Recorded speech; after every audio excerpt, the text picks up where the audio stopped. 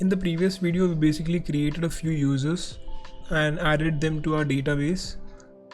So in this video, we'll implement the Express Session library and also look at the local authentication strategies that we need to implement using Passport.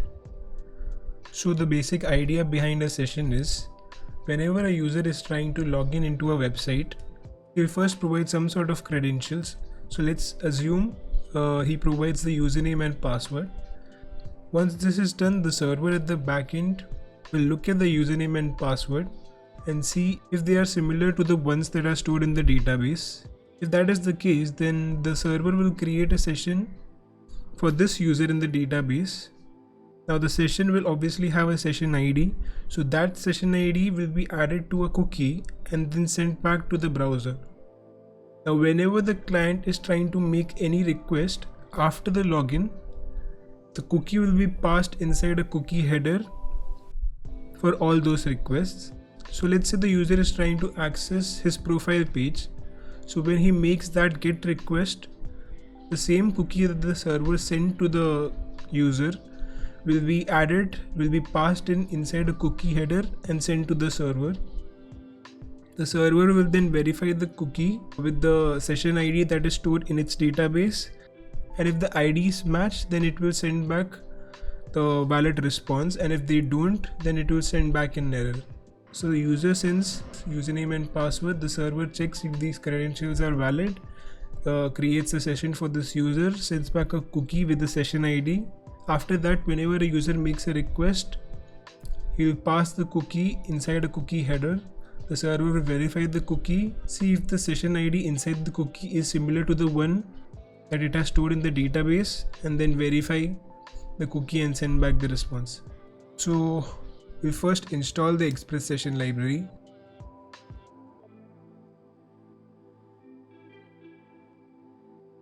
We'll just take a look at the documentation quickly. So if you come to the Express Session documentation, down here you can see its implementation, and there's these set of keys. There's actually a lot more than these, but for our application we'll only need these keys and probably a few more. So we'll just copy this implementation, and inside our app.js we can just paste it right above our routes.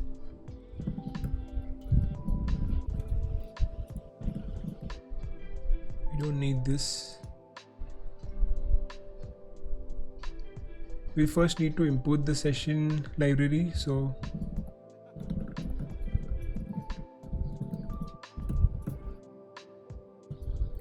the session ID for the session that is created is signed based on this secret key. So this needs to be a bit more random, and it needs to be inside an environment variable, because exposing your secret keys in your code is not a good practice.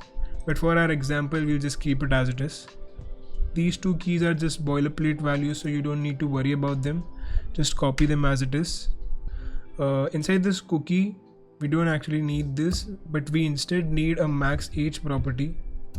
So this property basically is like a timer for the cookie. So after that timer, the cookie gets expired. So if a user is trying to make a request with an expired cookie, he won't be getting the response. So in our case, we'll have the cookie expire after 1 day. So 1000 will be number of milliseconds times 60, which is number of seconds, times 60, which is number of minutes, times 24, number of hours. So this is what our configuration will look like. Now whenever we are creating these sessions, we need to store them somewhere, just like we store our user details. By default, if you look at the documentation, the server-side session storage happens in the memory store, but there are some scalability issues and memory leaking issues when we use this store. So instead, we'll use a different store, and since we are already using MongoDB, we can use a store that is compatible with MongoDB. So if we come down and look at these compatible session stores, we can find this store connect Mongo is basically a MongoDB session store. So we can pass in our same database URL, and inside that database we'll create a separate collection for sessions. So to install this package, we'll just copy this string.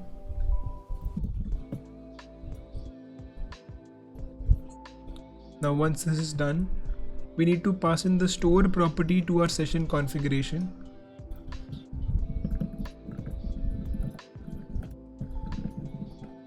We have a property here called store, which basically takes a Mongo store instance. This will be Mongo store. Inside this create, we have a few options that we can pass in. We can actually check this.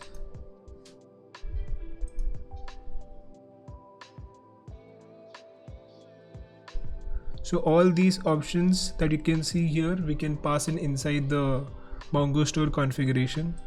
We only need a few. We need the Mongo URL, which is basically our MongoDB connection string, and we need the collection name, which basically means the collection inside which we'll be storing our sessions. So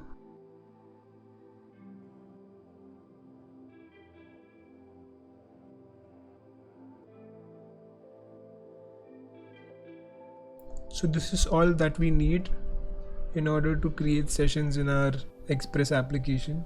Now since we'll be implementing the login functionality in this video, we'll also install the Passport library. So let me just install those first. We'll need the strategy for username and password authentication. So if I go to Passport's documentation and I come to the strategies section, I'll see that the username and password authentication strategy is the Passport local strategy. So I'll install this as well. Okay, so the error here is saying that my project directory and the package that I'm installing have the same name. So I'll just go to package.json and have a different name here. If I do this again, now let's take a look at how to implement the local strategy in the documentation. We have this separate section for username and password. This function that you're seeing right here is basically a middleware. Whenever we make a post request to the login route, we'll just pass in this middleware, and whatever logic we have inside this will be executed for that login route. So I'll just copy this configuration. Actually, I'll copy the whole thing. Inside our config folder, I'll just create a new file for Passport. I can paste the whole thing here.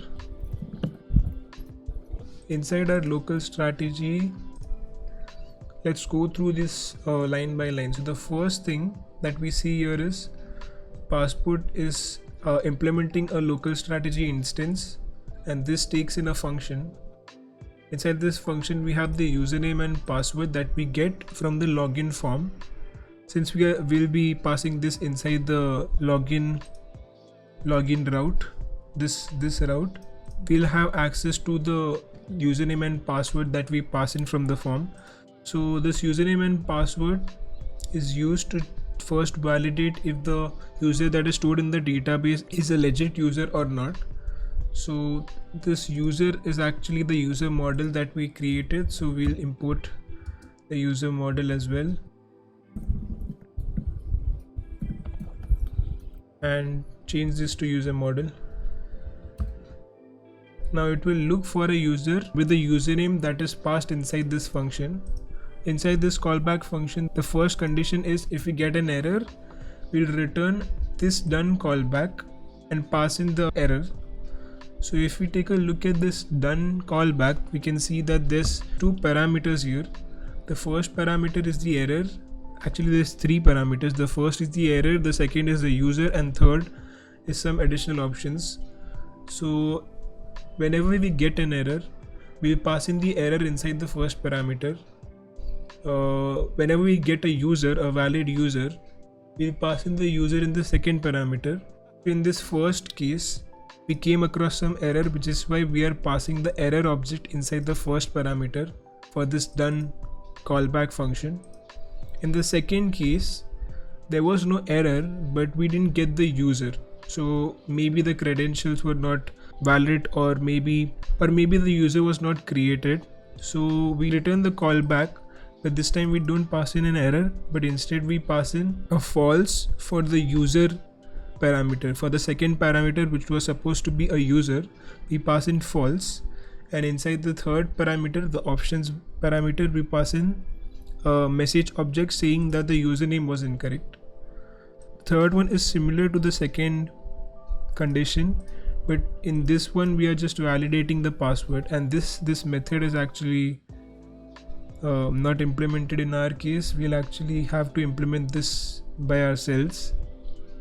So we'll just remove this, and since we are already using bcrypt, we can use a method from bcrypt's library which compares the password to the encrypted password that is stored in the database. So I'll just use this compare sync method that is from bcrypt. As you can see here, you need to import it first. Inside this compare sync, it takes in two values, two parameters. The first one is the data. The data is the actual password that we are getting from the form. So this value that you are seeing here is basically the data. We'll pass in inside the first one. The second parameter will be the encrypted string. So the encrypted string is the value that we have already stored in the database. So if we get a user, inside the user we'll be getting the password field. So user.password will basically get us the hashed password that is stored inside the database. So we'll compare the password that we pass in and the password that is hashed and stored inside the database. Now the compare sync method obviously does some decryption at its end, because these two password strings are obviously not the same. This one is just 1 2 3 4 and this one is a very big encrypted string. So it does some decryption at its end and checks to see if this value when encrypted is similar to the value that is stored in the database. If yes, then it returns.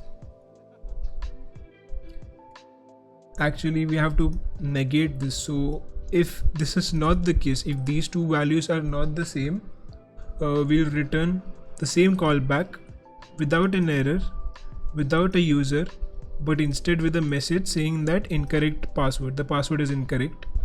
And if all these three conditions are not satisfied, it basically means that we actually got the user. So we can just return the same callback but with the actual user value. So this is what we are doing inside this local strategy. So I'll just clean this up a little bit. I'll just put in a few comments so it will be easier for you to understand.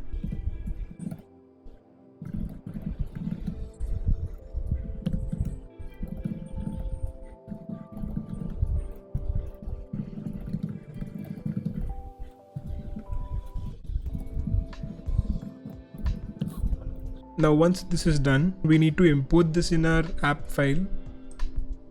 So we'll just and since we'll be using this inside our login post route, we'll just pass the passport dot authenticate method, and inside the method we need to pass in two parameters. The first one is the strategy and second one is the callback.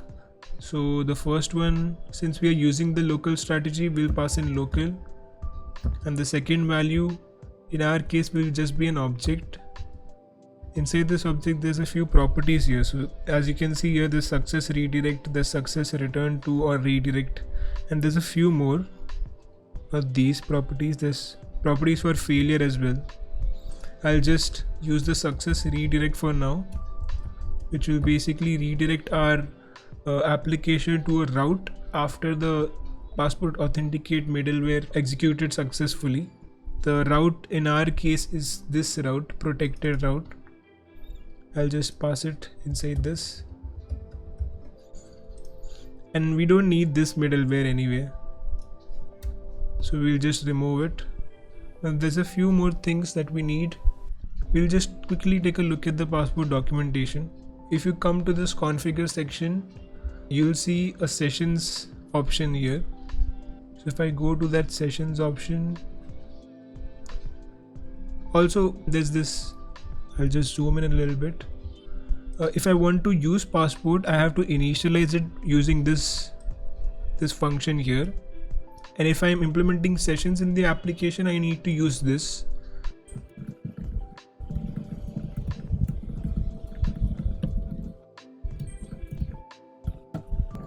In this configuration section, we need to find the session configuration. So as you can see here, there's these two methods that we need to pass in whenever we are using sessions. First, we'll just copy it and then we'll take a look at them. So if the user tries to log in and does it successfully, we store the user data inside a session. This serialize user function will persist user data inside that session object. So this we'll take a look at this once we actually create a session. This deserialized user will fetch the session object based on the session ID that is stored inside the session object. Again, this will make a lot more sense when we actually take a look at it. So just for the time being, remember that store some sort of user data inside this session object that we are storing in our sessions database. And normally you'll see that it stores session ID. So out of the session ID, the deserialized user method will get the session details. So we'll save this.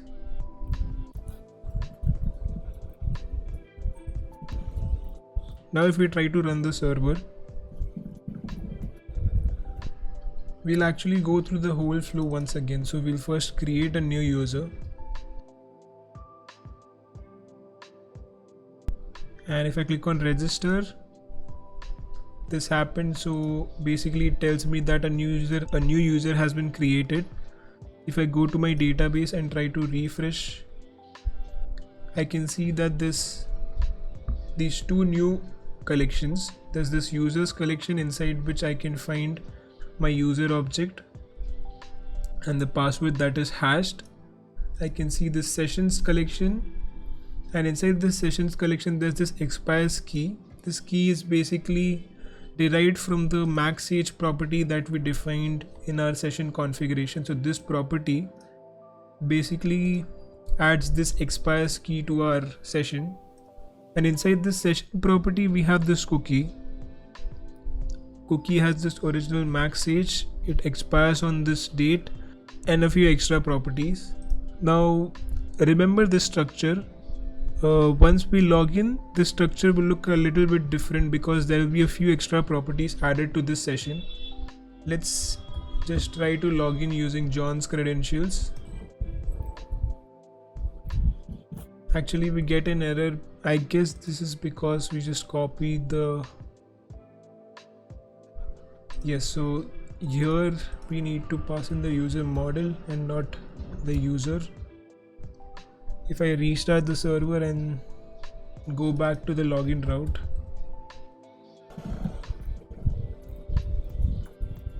if I try to log in now, this cookie property, as you can see here, is basically the cookie that we received from the session that was created when we registered the user. So we can actually validate this and check if it's the same cookie that we have inside our session. If you look at this ID BOCT, the first four characters, you'll actually find those characters here, BOCT. So this basically tells us that this cookie is actually mapped to this session. And since we logged in using this credentials, we now must see some additional properties inside our session. So if I just refresh this and I hover over this, I'll be able to see. I'm not sure if you can see here, but the structure is a little different now. At the end you will see an extra property called passport, inside which you will see this user string with an ID. So this ID is basically the ID of this user, this ID. So this is what a serialized user does. Actually, instead of looking at it here, I can just inside my app file, I'll just console log a few things.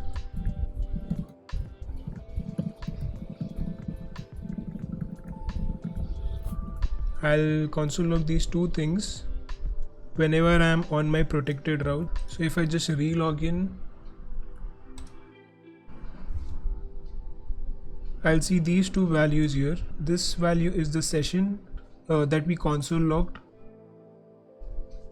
in here, and the second value is the user. So this user is stored in the users collection and this session is stored in the sessions collection. So as you can see here, this user has this object ID, this ID property. The same ID is stored inside this passport property. So this is what happens inside the serialized user function. So it basically adds this user.id property to our session body whenever we authenticate successfully.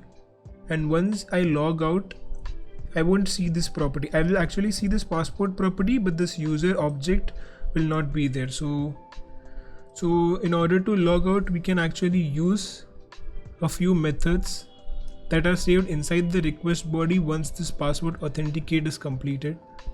So if you come here and see all these properties, so these properties are added to the request object once the authentication is completed successfully. So there's this is authenticated property that will tell you whether you are authenticated. It returns a boolean value. You can use this logout function to clear this user property from your session.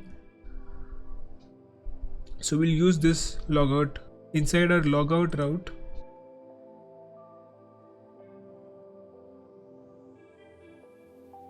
And we'll redirect the user to the login page. Now that I'm on protected route, if I go to the logout route, I'll be redirected to this login page. And now if I go to my sessions, refresh this session and look at this session property, at the end you can see that there's no user property that we saw earlier. There's just an empty object for this passport key, which basically means that the user is not authenticated anymore. So if I come back to my application, I can, just like I used this logout method that was passed inside this request, I can use the isAuthenticated method to protect this protected route. So if the return value inside this isAuthenticated comes out to be true,